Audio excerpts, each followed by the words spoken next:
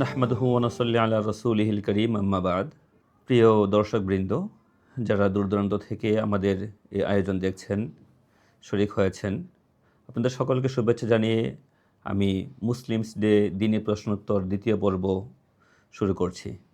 আপনারা অনেকেই আমাদের গত সপ্তাহের ভিডিওতে ফেসবুক কমেন্টে এবং মুসলিমস ডে অ্যাপের মাধ্যমে আপনারা অনেক প্রশ্ন করেছেন। তো সেখান থেকে বাছাই করেই আজকে আমাদের প্রশ্নোত্তর পর্বটা সাজানো হয়েছে। এক ভাই প্রশ্ন করেছেন, মা বাবা যদি দিন পালনে গাফিল থাকে তাহলে কি তাদের সাথে তর্ক করা যাবে? আর তারা বুঝেও না বোঝার ভান করে থাকলে তাদেরকে কিভাবে নসিহত করতে হবে? মা বাবার সাথে ভালো আচরণ করা, সর্বাবস্থায় ভালো আচরণ করা, এটাই পবিত্র কুরআনের নির্দেশ। মা বাবা যদি অমুসলিম হয় আর সন্তান যদি মুসলিম হয়, অমুসলিম মা বাবা যদি মুসলিম সন্তানকে আল্লাহ তাআলার সঙ্গে শিরিক করতে বলে, কুফরি করতে বলে, আল্লাহ তাআলার হুকুম সরাসরি লঙ্ঘন করতে বলে, তবে সেক্ষেত্রে মা বাবার কথা শোনা যাবে না, এ কথা ঠিক। তা সত্ত্বেও মা বাবার সঙ্গে ভালো আচরণ করে যেতে হবে এবং এটি কোরআনের নির্দেশ। পবিত্র কোরআনের সূরা লুকমানের 15 নম্বর আয়াতে আল্লাহ তাআলা ইরশাদ করেছেন, ওয়া ইন জাহাদাকা আলা আন তুশরিকা বি মা লাইসা লাকা বিহি ইলমুন ফালা তুতি'হুমা ওয়া সাহিবহুমা ফিদ দুনিয়া মা'রুফা। এই আয়াতে বলা হয়েছে যে যদি মুশরিক মা বাবা তোমাকে আমার সঙ্গে শিরিক করতে আদেশ করে, শিরিক করার জন্য তোমার সঙ্গে লড়াই করে, সংগ্রাম করে, তবুও তাদের কথা মানা যাবে না, তাদের কথা অনুসরণ করো না। ওয়া সাহিবহুমা ফিদ দুনিয়া মা'রুফা, আর তাদের সঙ্গে দুনিয়াতে ভালো আচরণ করো। তো যেখানে মা বাবা মুশরিক হলেও এবং মা বাবা সন্তানকে শিরকের আদেশ করলেও আল্লাহ তাআলা সেখানে সন্তানকে, ছেলে মেয়েকে আদেশ করছেন যেন মা বাবার সঙ্গে ভালো আচরণ করা হয়। তো যদি মা বাবা দিন পালনে গাফেল হয়, তো সেক্ষেত্রে তো অবশ্যই মা বাবার সঙ্গে সর্বাবস্থায় ভালো আচরণ করে যেতে হবে। ভালো আচরণের মধ্য দিয়ে তাদেরকে দাওয়াত দিয়ে যেতে হবে, দ্বীনের পথে তাদেরকে নিয়ে আসার চেষ্টা করে যেতে হবে এবং তাদের জন্যে বরাবর দোয়া করতে হবে। আল্লাহ রাব্বুল আলামিন যেন তাদেরকে দ্বীনের সহি বুঝ দান করেন এবং তারাও যেন সহি দ্বীনের ওপর চলতে পারে। আমাদের পরবর্তী প্রশ্ন, নবীজিকে নিজের বাবা মায়ের চেয়ে বেশি ভালো না বাসলে জান্নাতে যাওয়া যাবে না, কথাটি কি সত্য? হ্যাঁ, এর কাছাকাছি কথা সরাসরি হাদিসে বর্ণিত হয়েছে। হযরত রাসূল করিম সাল্লাল্লাহু আলাইহি ওয়াসাল্লাম ইরশাদ করেছেন, লা ইউমিনু আহাদুকুম হাত্তা আকুনা আহাব্বা ইলাইহি মিন ওয়ালিদিহি ওয়া ওয়ালাদিহি ওয়ান নাস আজমাইন। অর্থাৎ তোমাদের কেউ ততক্ষণ পর্যন্ত মুমিন হতে পারবে না যতক্ষণ না আমি তার কাছে তার বাবা, তার সন্তান এবং সকল মানুষের চেয়ে প্রিয় না হই। হাদিসটি সহিহ বুখারীর 15 নম্বর হাদিস।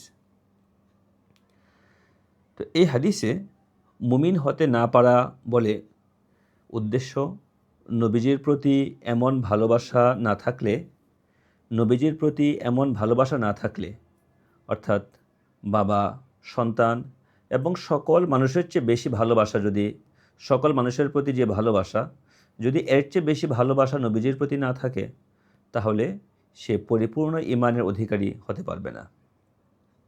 বুখারী শরীফের 6632 নম্বর হাদিসেও এই বিষয়টি বর্ণিত হয়েছে এবং সেখানে বলা হয়েছে যে যদি কেউ নবীজি সাল্লাল্লাহু আলাইহি ওয়াসাল্লামকে তার নিজের জীবনের চেয়েও বেশি ভালো না বাসে, তাহলে তার ঈমান পরিপূর্ণ হবে না।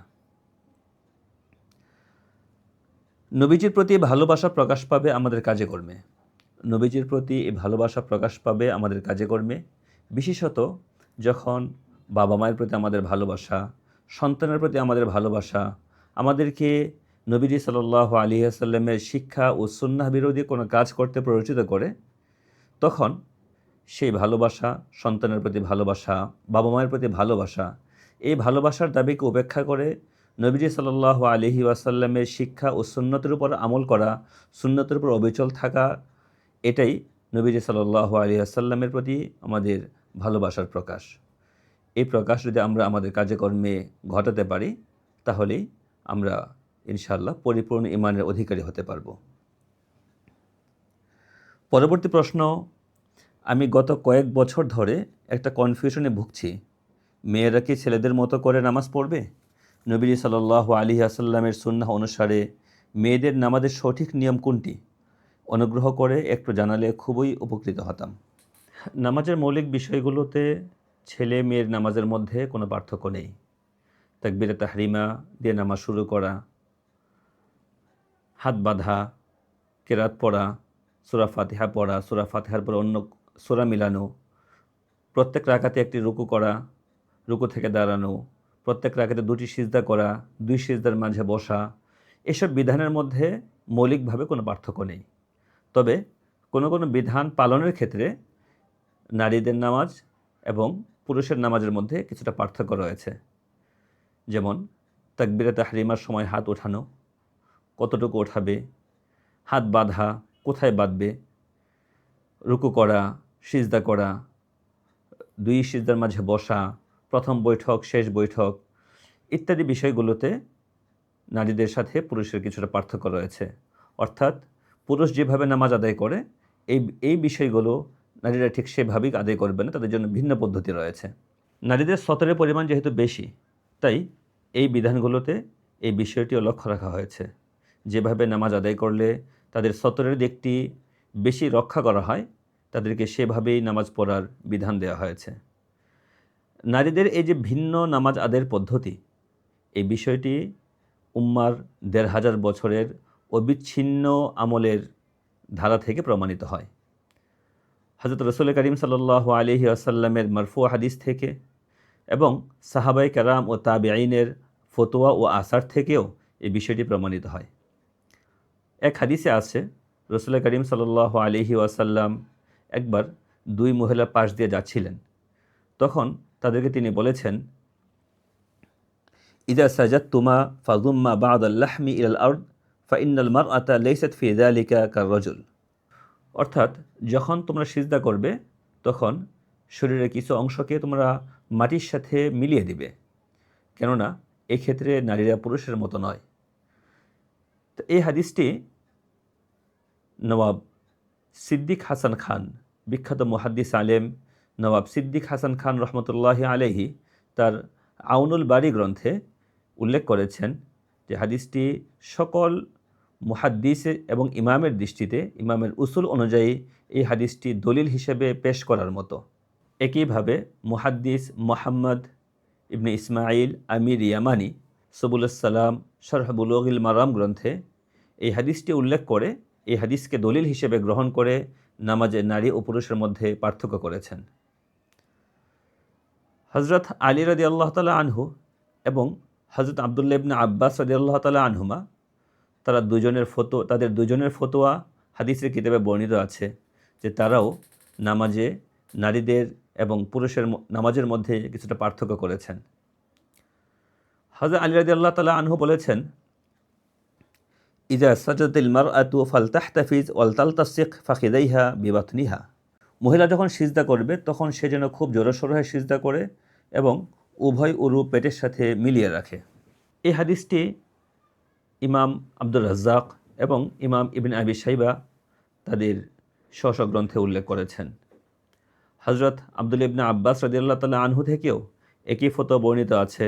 তিনিও মহিলাদের নামাজের ক্ষেত্রে বলেছেন, তাজতামিয়া ওয়া তাহতাফিজ, অর্থাৎ তারা জড়সড় হয়ে এক অঙ্গকে আরেক অঙ্গের সঙ্গে মিলিয়ে রেখে নামাজ আদায় করবে। তো এই যে দুইজন সাহাবীর ফতোয়া এখানে আমরা উল্লেখ করলাম, তো হাদিসের কিতাবে এই দুই সাহাবীর ফতোয়ার বিপরীত কোনো ফতোয়া, অর্থাৎ মহিলারাও নামাজের ক্ষেত্রে সম্পূর্ণ পুরুষের মতো নামাজ আদায় করবে, এরকম কোনো ফতোয়া হাদিসের কিতাবে কোথাও উল্লেখ করা হয়নি। এ থেকে বিষয়টি স্পষ্টই প্রমাণিত হয় যে মহিলাদের নামাজ সম্পূর্ণরূপেই পুরুষের মতো নয়, বরং নামাজ আদায়ের পদ্ধতির মধ্যে কিছুটা ভিন্নতা রয়েছে। রাসূল করিম সাল্লাল্লাহু আলাইহি ওয়াসাল্লাম থেকে যেভাবে সাহাবায়ে কেরাম দ্বীন শিখেছেন, ঠিক সাহাবায়ে কেরাম থেকে দ্বীন শিখেছেন তাবেঈগণ। মহিলাদের নামাজ এবং পুরুষের নামাজের এই ভিন্নতা সাহাবায়ে কেরামের ফতোয়ার পাশাপাশি তাবিঈগণের ফতোয়া থেকেও প্রমাণিত। তাই এ কথা বলার কোনো সুযোগ নেই যে মহিলাদের নামাজ আর পুরুষের নামাজ একই, নামাজের মধ্যে তাদের দুই নামাজের মধ্যে, মহিলা ও পুরুষের নামাজের মধ্যে কোনো ভিন্নতা নেই, এরকম কথা বলার কোনো সুযোগ নেই, বরং এই ভিন্নতা হাদিস দিয়ে প্রমাণিত। আমাদের পরবর্তী প্রশ্ন, সফরের নামাজ জমা করে পড়ার বিধান কি? জোহর আসর একসাথে আদায় করা ও মাগরিব এশা একসাথে? জোহরের সময়কে আসরে পড়া যাবে?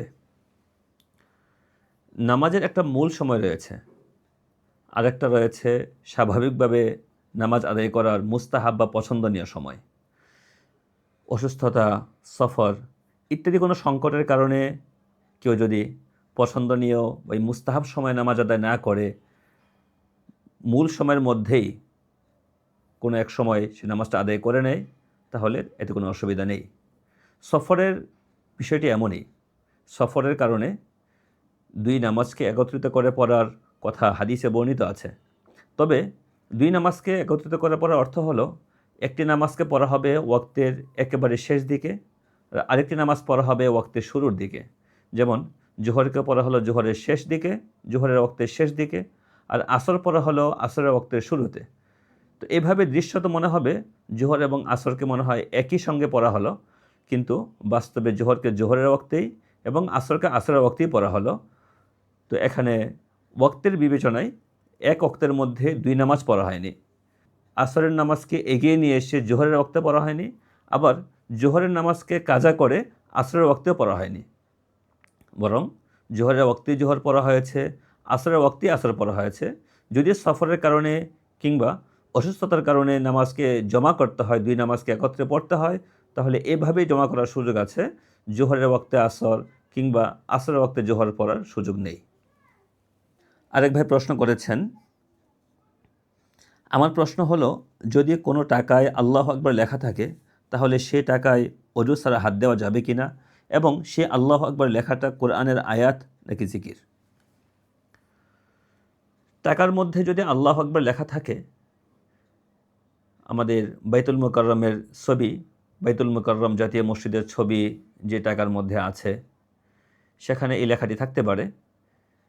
তো এই আল্লাহু আকবার শব্দটি যে টাকার মধ্যে আছে, তো সেই টাকা অজু ছাড়া ধরা যাবে, অসুবিধা নেই।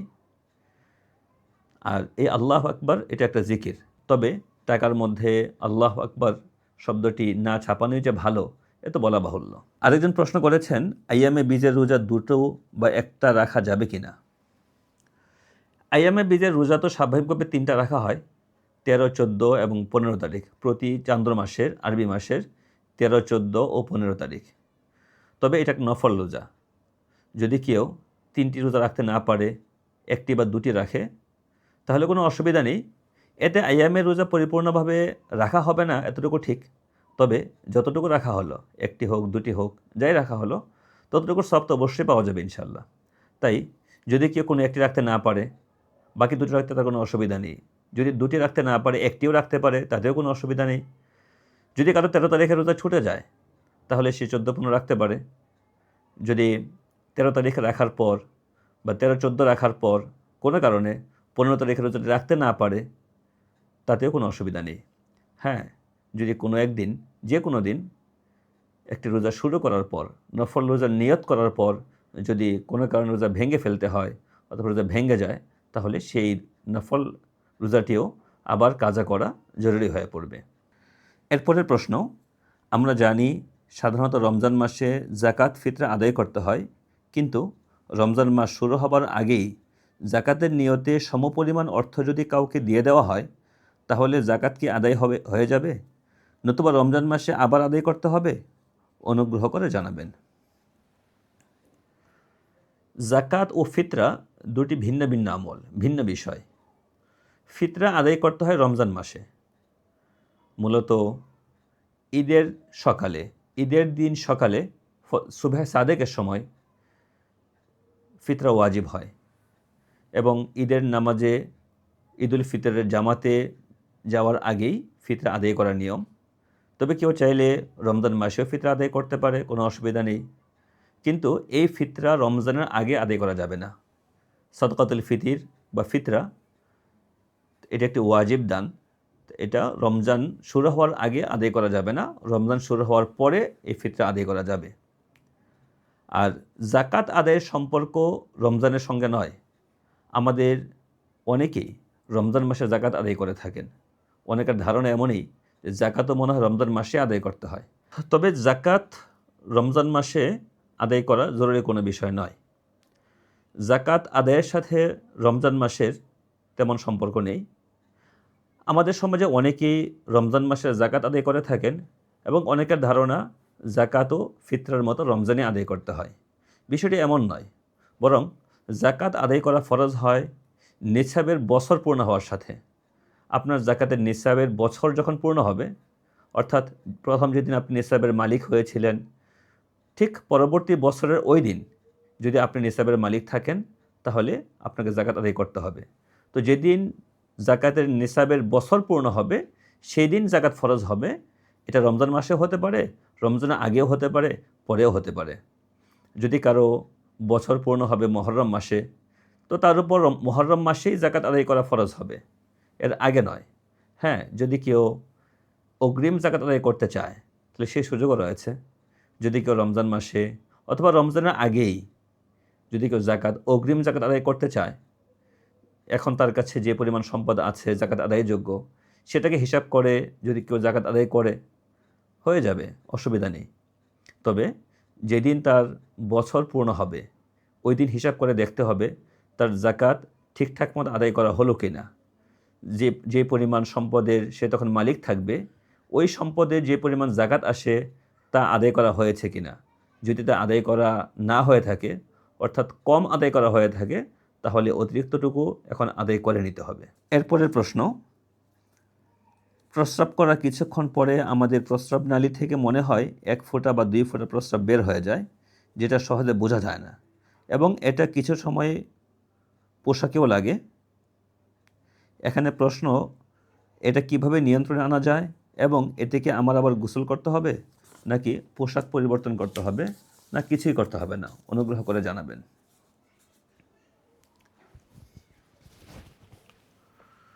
প্রস্রাব করার পর যে 1-2 ফোঁটা প্রস্রাব বের হয়ে যাওয়ার কথা বলেছেন, যদি তা নিশ্চিত হয়, তাহলে 1-2 ফোঁটা প্রস্রাবের কারণেও অজু ভেঙে যাবে। অর্থাৎ একবার প্রস্রাব করার পর যদি কেউ অজু করেন, এরপর যদি 1-2 ফোঁটা প্রস্রাব বের হয়, তাহলে তাকে আবার নতুন করে অজু করতে হবে। অবশ্যই এই কারণে গোসল ফরজ হবে না, গোসল করতে হবে না, শুধু অজু করলেই হবে। এই প্রস্রাব যদি কাপড়ে কোথাও লাগে, তাহলে সে কাপড় পরিবর্তন করে নামাজ পড়তে হবে, অথবা সে কমপক্ষে সেই কাপড়ের নাপাক জায়গাটুকু যেখানে প্রস্রাব লেগেছে তা ধুয়ে নামাজ পড়তে হবে। আর যদি বিষয়টি নিশ্চিত না হয়, ওয়াসওয়াসার পর্যায়ে থাকে, সন্দেহের পর্যায়ে থাকে, তাহলে সেদিকে ভ্রুক্ষেপই করবে না। আশা করা যায় এভাবে বিষয়টি নিয়ন্ত্রণে চলে আসবে। আরেক ভাই প্রশ্ন করেছেন, ফজরের আগে সুন্নত পড়তে না পারলে কখন পড়া উত্তম, এবং যদি কেউ ফরজও পড়তে না পারে তাহলে কখন পড়া উত্তম? দয়া করে একটু বিস্তারিত জানাবেন।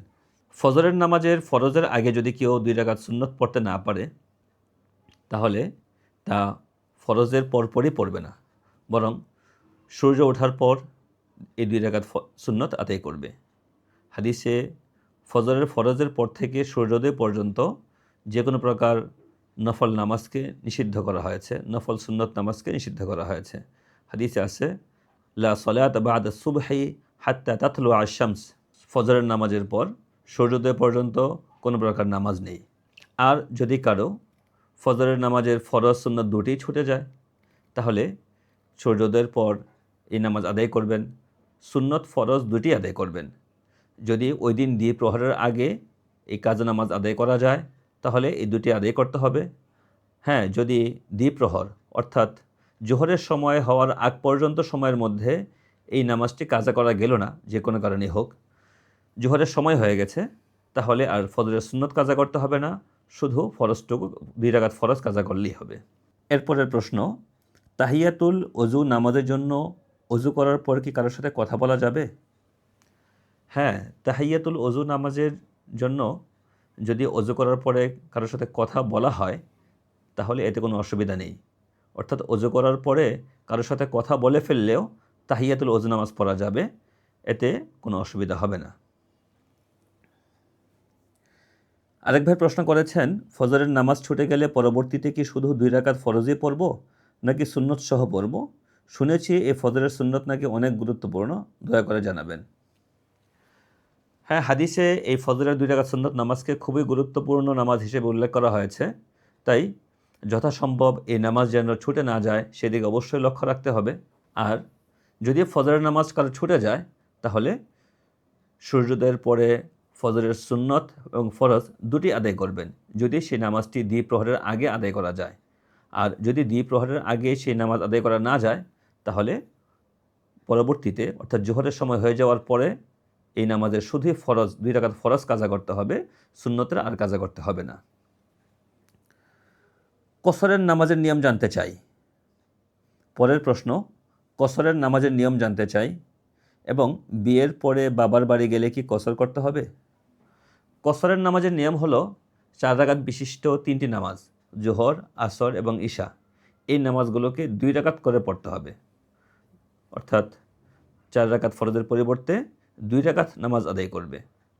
কসরের নামাজের কখন কসর নামাজ পড়া যাবে এর বিস্তারিত কিছু নিয়ম রয়েছে, যেমন কতটুকু সফর করলে, কত দিনের জন্য সফর করলে, বা কোথাও বেড়াতে গেলে সেখানে কত দিন থাকলে কসর পড়া যাবে, সেই বিষয়গুলো নিয়ে আমাদের ব্লগে, মুসলিমস ডে ব্লগে একটি বিস্তারিত লেখা রয়েছে।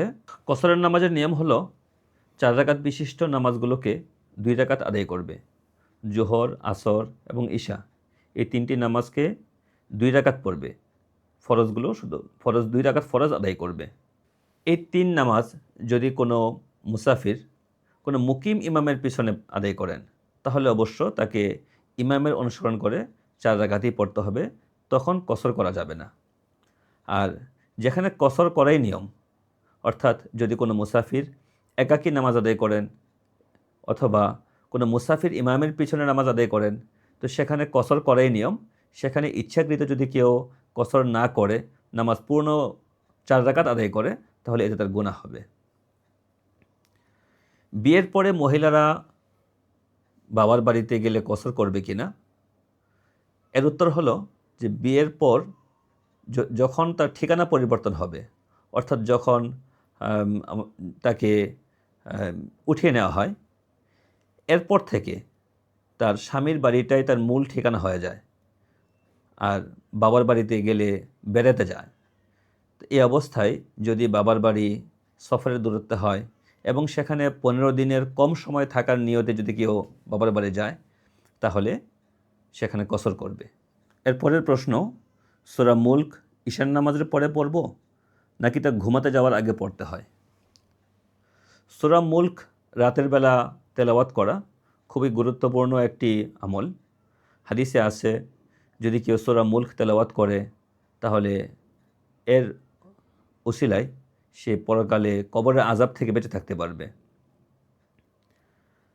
তবে এই সূরা মুলক পড়ার এমন নির্ধারিত কোনো সময় নেই যে তা ঈশান নামাজের পরেই পড়তে হবে অথবা তা ঘুমানোর আগেই পড়তে হবে। রাতে পড়লেই হবে। সেটা যদি কেউ ঈশার আগেও পড়তে চায় তাতেও অসুবিধা নেই। ঈশার আগে পড়তে পারে, ঈশার পরে পড়তে পারে, ঘুমানোর আগে পড়তে পারে, রাতের যে কোনো সময় তা পড়তে পারে।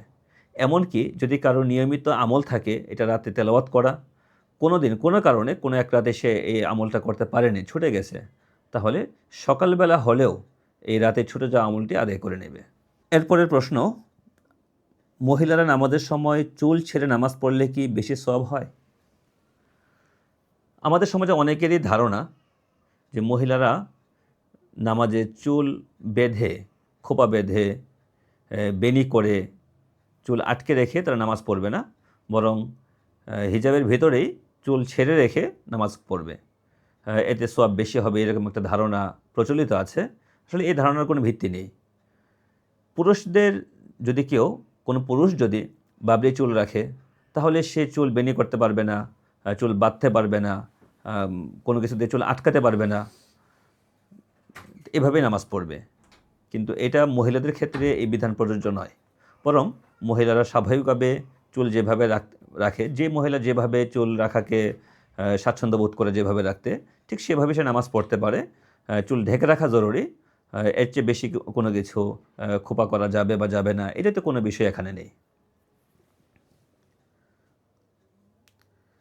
আরেকজন প্রশ্ন করেছেন, এক ব্যাংকে আমার কিছু টাকা আছে যার উপর জাকাত ফরজ হয়েছে, কিন্তু ব্যাংকের অবস্থা ভালো না, তারা নগদ টাকা দিতে পারবে না, তারা হয়তো শেয়ার দেবে, কবে দিবে তার কোনো নিশ্চয়তা নেই। এমত অবস্থায় ওই টাকার কি জাকাত আদায় করতে হবে? দয়া করে জানাবেন। ব্যাংকের কাছে আপনার যে টাকা রয়েছে তা ব্যাংকের কাছে আপনার পাওনা ঋণ। তো এক্ষেত্রে পাওনা টাকার জাকাতের যে নিয়ম, যে বিধান, তাই প্রযোজ্য হবে। আপনার যেহেতু এই টাকা পাওয়ার এখনও আশা রয়েছে, ব্যাংক টাকা দেবে আপনাকে, সেটা এখনই না হোক, 1 বছর পরে হোক, 6 মাস পরে হোক, আপনি টাকা পাবেন। টাকা না পেলে টাকার সমপরিমাণ আপনি শেয়ার পাবেন। তো সেই ক্ষেত্রে আপনাকে এই টাকার জাকাত আদায় করতে হবে। আপনি যখন আপনার বছর পূর্ণ হয়, তখন এই টাকাকেও আপনার জাকাত আদায়যোগ্য সম্পদের সাথে এই টাকারও হিসাব করতে হবে। এক্ষেত্রে আপনি অবশ্য এমনও করতে পারেন যে আপনি চাইলে প্রতি বছরই যখন আপনি জাকাত আদায় করবেন আপনার অন্যান্য সম্পদের, তখন এই টাকারও জাকাত দিয়ে যাবেন, প্রতি বছরই দিয়ে যাবেন। অথবা আপনি এই টাকাগুলোর, যে টাকাগুলো আপনার ব্যাংকে আটকে আছে, এই টাকাগুলোর জাকাত আদায় করবেন না এখন। যখন আপনি এই টাকাগুলো ফেরত পাবেন ব্যাংক থেকে, তখন আপনি যে কয় বছর এর মধ্যে অতিবাহিত হয়ে গেছে, যেগুলোর জাকাত যে বছরগুলোতে এগুলোর জাকাত দেওয়া হয়নি, তখন একসঙ্গে বিগত সব বছর জাকাত আদায় করতে হবে।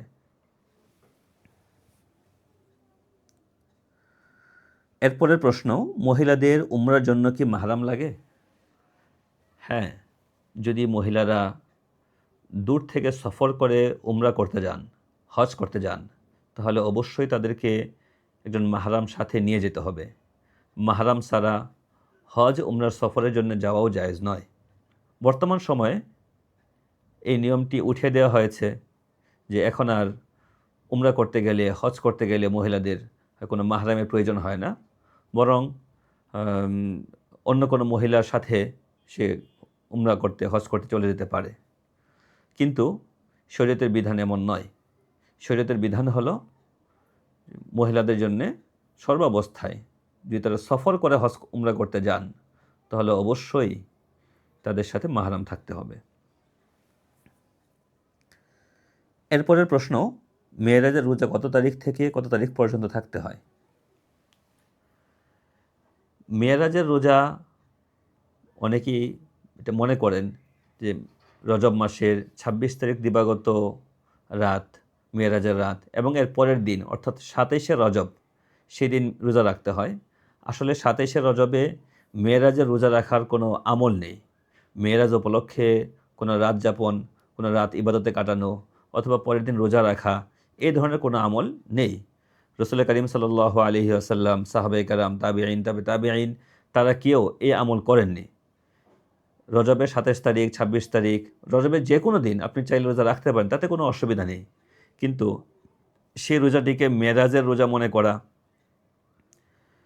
মেরাজের বিশেষ আমল মনে করা, এর সুযোগ নেই এবং এই বিষয়ে বিশেষ আমল মনে করে এই রোজা রাখা যাবে না। আমাদের পরবর্তী প্রশ্ন, 6-7 ভরি স্বর্ণ থাকলে কত জাকাত আসে? যদি কারো কাছে শুধুই স্বর্ণ থাকে 6 ভরি বা 7 ভরি, তাহলে তার উপর জাকাত ফরজ হবে না। 7.5 ভরি স্বর্ণ হলো স্বর্ণের নিসাব। যদি কারো কাছে 7.5 ভরি স্বর্ণ থাকে, তাহলে তার উপর জাকাত ফরজ হয়। আর জাকাত ফরজ হয় জাকাত আদায়যোগ্য সম্পদের 40 ভাগের 1 ভাগ। অর্থাৎ যদি কারো কাছে শুধুই 7.5 ভরি স্বর্ণ থাকে আর অন্য কোনো কিছু না থাকে, তাহলে তার উপর জাকাত ফরজ হবে এবং এই 7.5 ভরি স্বর্ণের যে মূল্য, সেই মূল্যের 40 ভাগের 1 ভাগ তাকে জাকাত হিসেবে আদায় করতে হবে। আর যদি কারো কাছে কিছু স্বর্ণ থাকে এবং কিছু টাকা, জমানো টাকা থাকে, অথবা স্বর্ণ থাকে সাথে রূপা থাকে, তাহলে সেক্ষেত্রে অবশ্য আর 7.5 ভরি স্বর্ণের হিসাব হবে না। সেই ক্ষেত্রে হিসাব করতে হবে 52.5 ভরি রূপার। অর্থাৎ স্বর্ণের মূল্য এবং রূপার মূল্য অথবা স্বর্ণের মূল্য এবং টাকা মিলিয়ে যদি 52.5 ভরি রূপার সমপরিমাণ হয়ে যায়, তাহলে তাকে জাকাত আদায় করতে হবে। এবং এক্ষেত্রে একই কথা, তার স্বর্ণরূপার মূল্য, টাকা ইত্যাদি সব একসাথে হিসাব করে এর 40 ভাগের 1 ভাগ তাকে এখন জাকাত হিসেবে আদায় করতে হবে। এক ভাই প্রশ্ন করেছেন, বিতরের নামাজ 1 রাকাত কখনও পড়া হয় এবং কখন 3 রাকাত পড়া হয়? 1 রাকাত পড়ার নিয়ম কি, 3 রাকাত পড়ার নিয়ম কি জানতে চাই। বিতরের নামাজ আসলে 3 রাকাত, 1 রাকাত নয়। যে হাদিসে 1 রাকাত বিতরের কথা বলা হয়েছে, সেখানে সেই হাদিসের ব্যাখ্যায় মুহাদ্দিসিনে কেরাম বলেছেন যে এখানে আসলে 2 রাকাত নামাজের সঙ্গে 1 রাকাত মিলিয়ে পুরো নামাজটাকে বিতির বানিয়ে ফেলা হয়েছে। বিতির মানে বেজোড় নামাজ, বেজোড়। তো নামাজটা 2 রাকাত করে পড়া হয়, তো সেই 2 রাকাতের সাথে আরেক রাকাত যোগ করা হলো, তো সেটাকেই 1 রাকাত বিতির বলা হচ্ছে। আসলে বিতির নামাজ 1 রাকাত নয়, বিতির নামাজ 3 রাকাত, এবং 3 রাকাত বিতিরের কথা হাদিসের মধ্যে নানাভাবে বর্ণিত হয়েছে। 3 রাকাত বিতিরে রাসূল করিম সাল্লাল্লাহু আলাইহি ওয়াসাল্লাম কোন কোন কেরাত পড়তেন সাধারণত, সেগুলোর কথাও হাদিসে বর্ণিত আছে। তাই বিতিরের নামাজ 3 রাকাতই পড়তে হবে, এবং 3 রাকাত বিতির 1 সালামে 2 বৈঠকে পড়তে হবে। 2 রাকাত পরে স্বাভাবিকভাবে বসতে হবে, বসে তাশাহুদ পরে দাঁড়িয়ে, অর্থাৎ 4 রাকাত মাগরিবের নামাজে যেভাবে 2 রাকাত পরে বসা হয় এবং তাশাহুদ পরে আমরা দাঁড়িয়ে যাই, ঠিক সেভাবেই এখানে বসে দাঁড়িয়ে যেতে হবে। তবে তৃতীয় রাকাতে মানে সূরা মিলিয়ে, সূরা ফাতিহার পরে সূরা মিলিয়ে দোয়ায়ে কুনুত পড়তে হবে। হাত উঠিয়ে আল্লাহু আকবার বলে, তাকবীর বলে হাত উঠাতে হবে, এরপর হাত উঠিয়ে দোয়ায়ে কুনুত পড়ে রুকুতে যেতে হবে, এবং এরপরে স্বাভাবিকভাবে নামাজ শেষ করতে হবে। তো এই হলো 3 রাকাত বিতির আদায়ের পদ্ধতি। বিতিরের নামাজের প্রথম রাকাতে সাব্বিহ ইসমা রাব্বিকাল আ'লা, দ্বিতীয় রাকাতে কুল ইয়া আইয়ুহাল কাফিরুন, এবং তৃতীয় রাকাতে সূরা ইখলাস, কুল হুয়াল্লাহু আহাদ, এই 3টি সূরা পড়া মুস্তাহাব। আরেকজন প্রশ্ন করেছেন, বাংলাদেশ ব্যাংকে চাকরি করা কি হালাল হবে? বাংলাদেশ ব্যাংকে চাকরি করার বিষয়টি একটু ব্যাখ্যা সাপেক্ষ। যে বাংলাদেশ ব্যাংক বাংলাদেশের কেন্দ্রীয় অর্থব্যবস্থার সাথে সম্পৃক্ত একটি প্রতিষ্ঠান। তো সেখানে মানে অনেক প্রজেক্ট, অনেক রকম কাজকর্ম সেখানে থাকে। তো যারা সুদের কাজের সঙ্গে জড়িত, তাদের চাকরি তো হালাল হবে না।